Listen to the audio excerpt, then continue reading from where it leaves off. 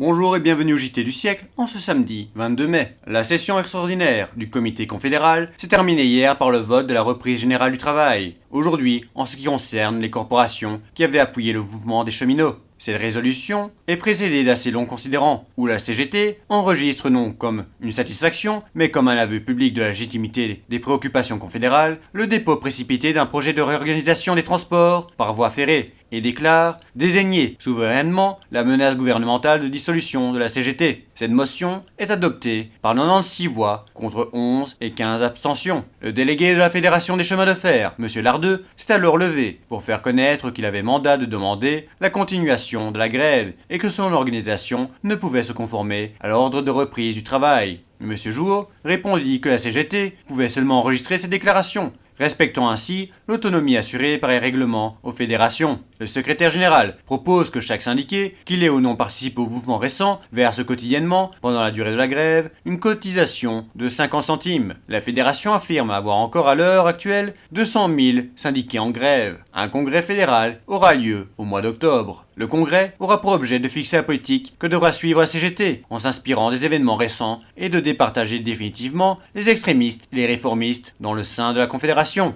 Le Berliner Tageblatt apprend que la police vient de découvrir un complot organisé par la droite en vue d'un coup d'État si le résultat des élections n'était pas favorable pour elle. Depuis des semaines, de nombreuses formations militaires avaient été amenées aux environs de Breslau, de sorte que la ville était complètement encerclée par la troupe. Le corps franc-UBOK, qui aurait dû être dissous depuis des semaines, était resté constitué. On apprend de Berlin qu'à la suite de la découverte de plans communistes qui prévoyaient des mouvements révolutionnaires pour le 5 juin, jour qui précédera les élections législatives, la police a procédé à l'arrestation de la plupart des chefs communistes. 8 d'entre eux ont été appréhendés à Berlin, 6 à Mannheim et 4 à Munich.